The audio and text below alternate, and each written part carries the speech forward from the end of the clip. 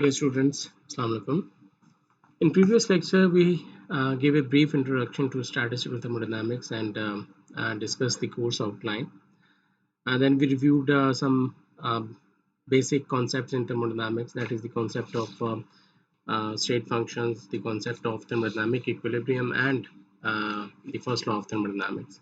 So today we are going to continue the discussion on the basic concepts of thermodynamics, and today we are going to review different thermodynamic processes. As we recall that there are four different types of thermodynamic processes. The one of those is the isothermal process. As the name suggests, that iso means same and thermal is related to temperature. That is these are the processes in which the temperature of the system remains constant throughout the process. So let's consider thermodynamic system, in which gas is enclosed in a cylinder, and the cylinder is fitted with a movable piston, and let U be the initial internal energy of the system, and P1, V1, and T1 be the initial pressure, volume, and temperature of the system before the heat was applied.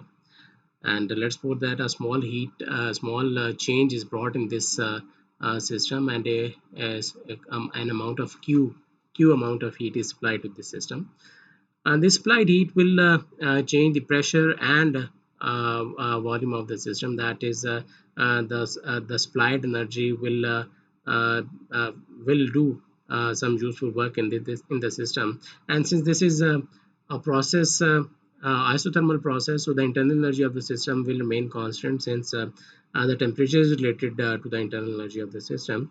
So it means that the temperature in both initial and after the heat is applied will remain same, and this can be achieved in such a way that the pressure and volume will adjust themselves in such a way that the temperature of the system remains constant. So now let's apply the first law of thermodynamics to this isothermal process. um, and we know that the first law of thermodynamics is defined as Q is equals to delta U plus W. And since delta U is equal to 0 in this case, since there is no change in internal energy, so Q will be equal to W. It means that all the heat which is applied to this system will be used by this system to do useful work against the piston. That is, all the supplied heat has been converted into energy. So these are the processes in which uh, the temperature of the system remains constant. The second type of systems are known as the isobaric process, and isobaric process is one in which the pressure of the system remains constant throughout the process. So let P1, V1, and T1 be the initial temperature, volume, and pressure of this system, and U1 be the initial internal energy of the system. And when a small change is brought within the system with the application of heat, then this heat energy will change the internal energy of the system, and let U2 be the internal energy of the system. So it means that volume and temperature in this case will adjust themselves, so that in order to keep the pressure in the system constant. So these are the processes in which the pressure of the system will remain constant, and the application of first law will give you Q is equals to delta U plus W, where delta U is equals to U2 minus U1 and represents the change in internal energy of the system. The third type of process is known as the isochoric process, and isochoric process is one in which the volume of the system remains constant. So let V1, V1 and T1 be the initial pressure, volume, and temperature of the system, and U1 be the initial internal energy. It means that when a small change is brought within the system with the application of heat, the volume will remain constant. It means that the pressure and temperature will adjust themselves in such a way that the volume of the system remains constant. And since the heat is supplied to the system, definitely the internal energy of this system is going to increase, since there is no work done within this system. So the application of first law of thermodynamics will give you Q is equals to delta U, where delta U is equal to U2 minus P U1. It means that all the heat supplied in an isochoric process is used to change the internal energy of the system. And similarly, the last process that we are going to discuss is the adiabatic process. And an adiabatic process is one in which no heat can enter or leave the system. So let P1, V1, and T1 be the initial pressure, volume, and temperature of the gas, and U1 is the initial internal energy of the gas. So when a small amount of, since no heat can enter or leave in such system, it means that when such systems do work, this work should be done at the expense of internal energy of the system. That is, let's apply the first law of thermodynamics to this adiabatic process, and you will see that Q is equals to W will be equal to minus delta U. That is, the work is done at in an adiabatic process. The work is done at the expense of internal energy of the system. So these are four different types of thermodynamic processes, and we have already studied these processes in the course of thermodynamics. So that's why I'm not going into the details of each process, but I just reviewed these processes. The one another thing that I want to review is that what is work done, how to calculate, find out the work done in such processes. So we will only discuss about the work done in an isothermal process, and for that, let's consider a cylinder filled with an ideal gas, and let A be the cross-sectional area of the cylinder, and the cylinder is fitted with a movable piston. So let's a small amount of Q heat is supplied to this system. So this supplied heat will increase the velocity of the gas particles, which will increase the pressure, which will increase the which will do some work against the piston. So let's suppose that the change is very small. So we can suppose that for such a small change, the pressure of the system remains constant, or the change in volume will be equal to V plus delta V. So that small change in volume will be equal to the cross-sectional area of the cylinder times the small displacement, which is equal to A into dx. So delta V is equals to A into Vx. And as we know that the work done by the system is defined as the dot product of force and displacement, and since force and displacement are in the same direction, that is the upward direction, so this will be equals to F into dx, and F is equals to PA, since we know that the pressure is defined as the force per unit area. So the dW will be equal to uh, PA into dx, where A dx is equals to dV. So dW will be equal to P times dV. So in order to find out the total work done in the system, in taking the system from some initial volume V1 to some final volume V2, we will integrate it from initial to final volume, and uh, integrand will be P into dV. But we know that for the complete process, the pressure will not remain constant. But since this is an ideal gas, what we know is that the pressure is a function of volume, because we know that the equation of state for an ideal gas is defined as PV is equals to nRT. So we can write pressure in terms of the volume, and P is equals to nRT over V. So let's put this value of P in previous equation. We will have the work done is equal to W is equals to integral of integral from V1 to V2 into nRT over V into dV, where N is the number of moles of the gas, which will remain constant since no particle can enter or leave the system, and R is the gas constant, and since this is an isothermal process, so temperature will also remain constant. So we can take nRT out of this integral, and you will integrate dV over V from V1 to V2. And we know that the integral of dV over V is equals to log of V2 over V1. So it means that the work done in an isothermal process will be equal to nRT log of V2 minus log of V1. Another important information that we can get from here, if in this process, is that since PV is equals to nRT in this case, and we know that this right hand side of this product PV is always a constant in an isothermal process, since the temperature is constant. So it means that if some change is brought within the system, or when the system goes from some initial volume V1 to some final volume V2, the pressure and volume adjust themselves in such a way that this quantity, that their product remains constant. So in case of any change, we can write that P1 V1 should be equal to P2 V2, or we can rewrite it in this form: V2 over V1 is equals to P1 over P2. So we, as the work done in an isothermal process, can also be written as an RT log of P1 over P2. So as an assignment, you are given to find out, you are asked to find out the work done in the other thermodynamic processes.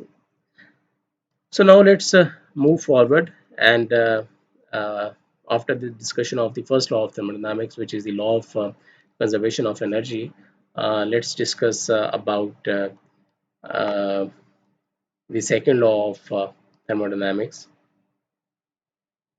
And second law of thermodynamics, there are two different versions of second law of thermodynamics. The first version is known as the macroscopic version, whereas the other uh, version is known as the microscopic version of thermodynamics.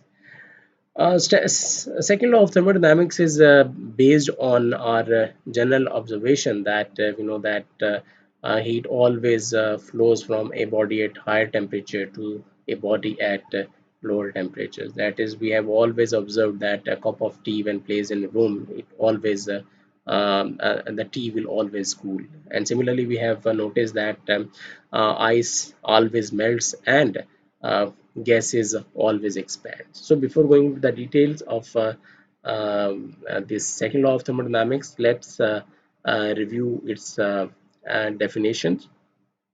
So there are two different statements for second law of thermodynamics. The first statement is was given by the Kelvin and Planck, whereas the second statement was given by the Clausius.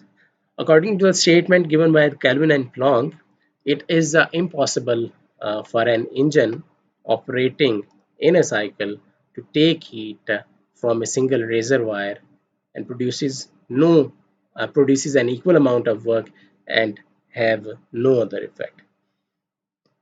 In other words, what Kelvin and Planck statement tells us that heat cannot be converted 100% into work in a cyclic process.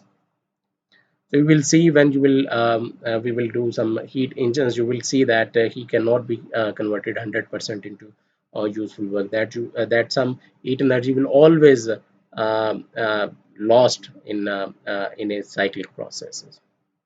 So that's the statement of given by the Kelvin and Planck.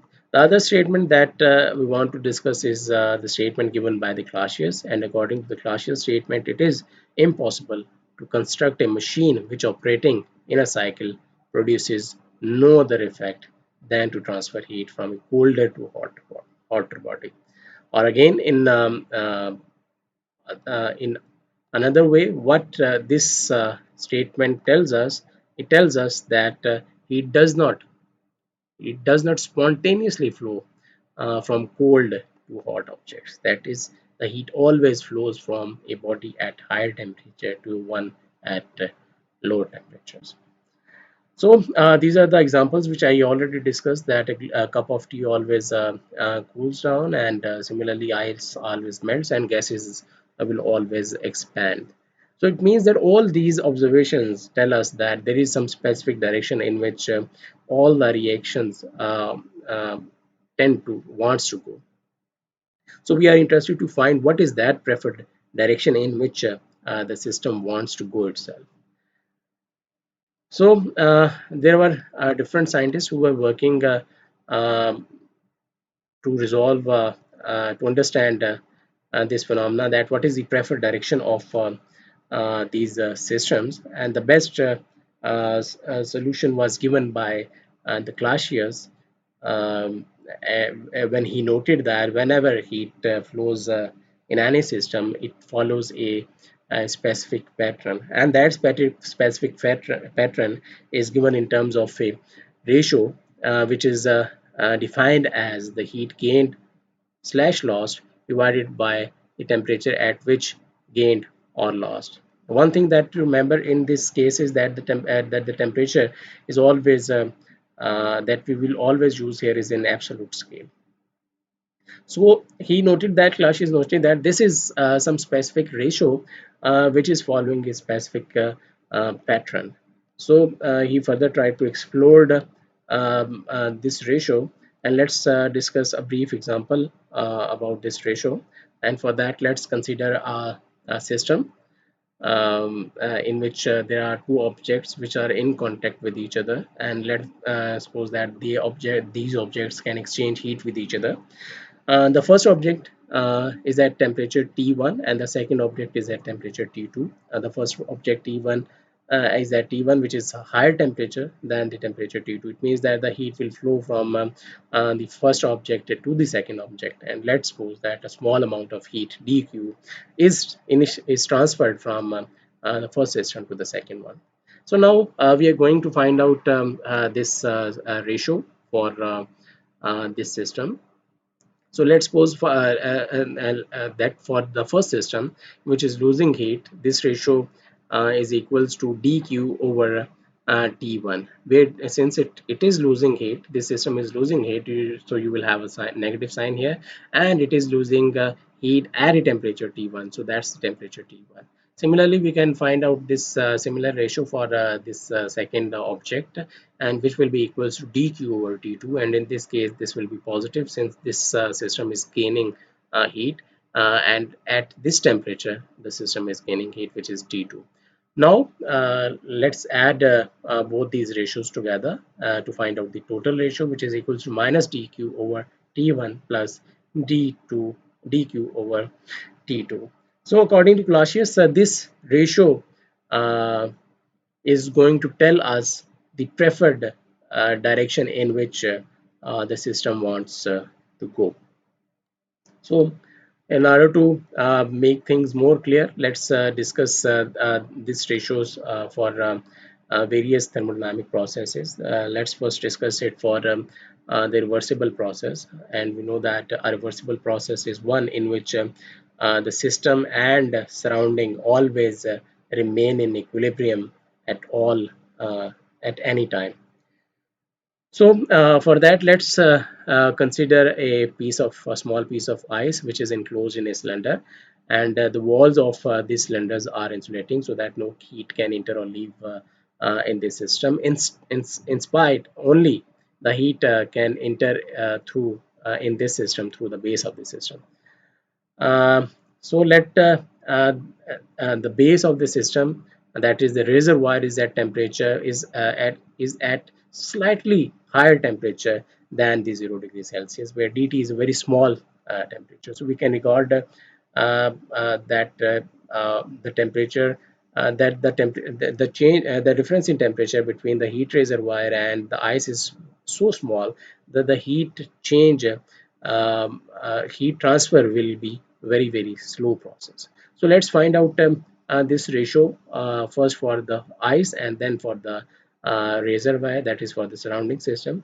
So this ratio for the ice will be equal to dq over t, and this will be positive because this system is gaining heat, and it is gaining heat at the absolute temperature, that is the 273. And similarly, this ratio for the case of surroundings will be equal to dq over 273, and negative sign shows that this system is losing heat, and it is losing heat at a temperature of 273. Since this dt is a very small temperature, so we can approximate it as the same temperature, that is the 273.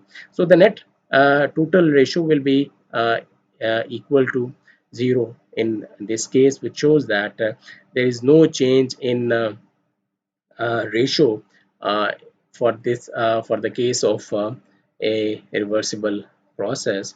And similarly, if we discuss for this for the complete process, what you have to do is you just need to integrate over the whole interval, and you will again definitely you will get a zero in this case. So the summary for the reversible process is that this the total ratio, that is the ratio of the system plus the ratio of the surrounding, will give you zero. And this ratio is given a specific name which is known as the change in entropy of the system, and it is denoted by delta S. So delta S will represent the change in entropy of the system, which will be equal to zero in case of a reversible process. So it means that there will be no change in entropy in case of a reversible process. Now let's discuss this specific ratio, which is known as entropy for the case of an irreversible process. Here we have a piece of ice which is placed on some container, and in this case it is not enclosed, so it is not a reversible process, because we know that after some time this ice will melt. So let's discuss the initial instant at which this small piece of ice will absorb heat. It is absorbing heat at absolute zero, and the amount absorbed by this small piece of ice is dq. So this ratio, that is the change in entropy, will be equal to dq over 273. And similarly, the change in entropy for the surrounding will be equal to minus dq over 300. And since this system is surrounding is losing heat, transferring heat to this ice, so there will be a negative sign, and 300 represents that this is the temperature at which the surrounding is losing heat. So the net change in entropy of the system will be equal to dq over 273 minus dq over 300 Kelvin 300. And this second ratio will be larger than this first one, so it means that the change in entropy will be greater than zero in this case. So we can summarize the second law of thermodynamics such that the total change in entropy for a reversible process will always be zero, whereas the change in total change in entropy for an irreversible process will always be greater than zero. Or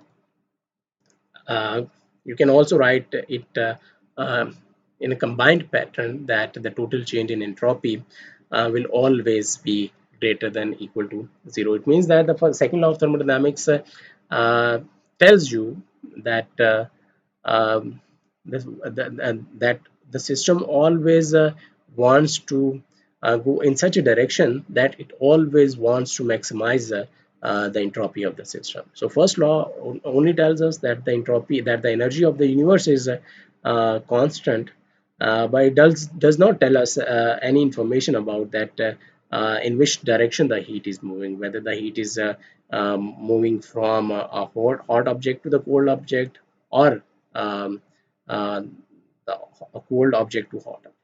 It only tells us that the energy of the universe is constant. But the second law tells us about the direction in which the energy flows, and that's the direction of increasing entropy, that the entropy of the universe always tends to maximize. So this is not the case of a refrigerator, because we know that in case of refrigerator, it is a system in which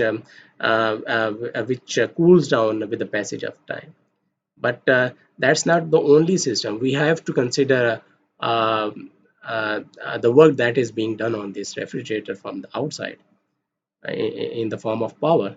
But if you regard this combined system, you will see that although the refrigerator is is cooling down, but it is releasing heat to this environment. The temperature of this environment will increase. So when you will see the combined effect, the overall total entropy of the system, you will see that the entropy of the system will always increase.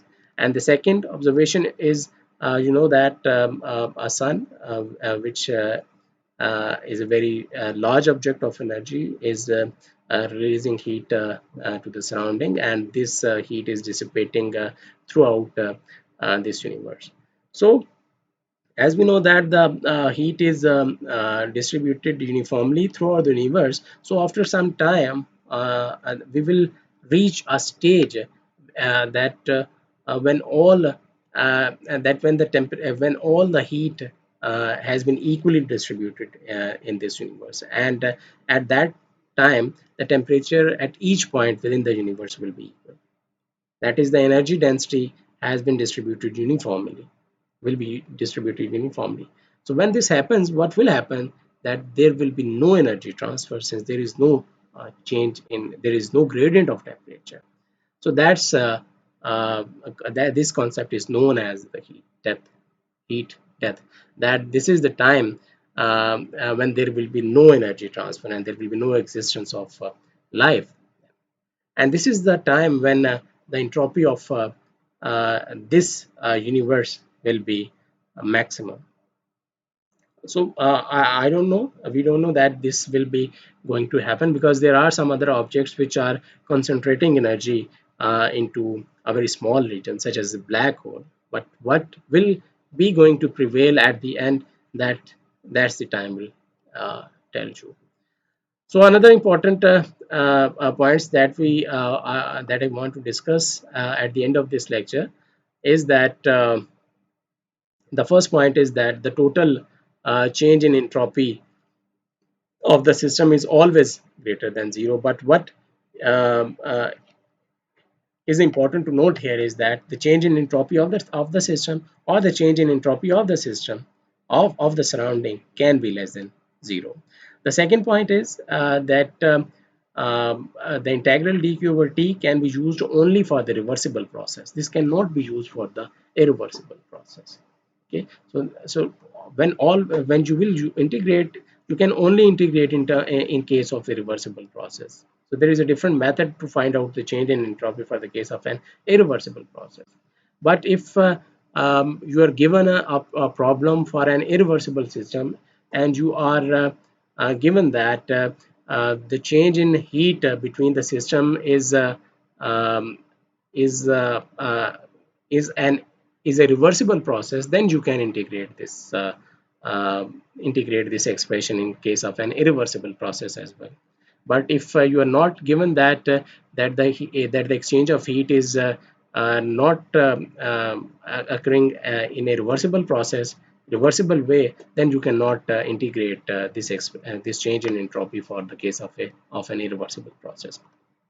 A third important point that I want to discuss is that for a cyclic process, this change in entropy is always zero, and this tells us that the entropy is a state function.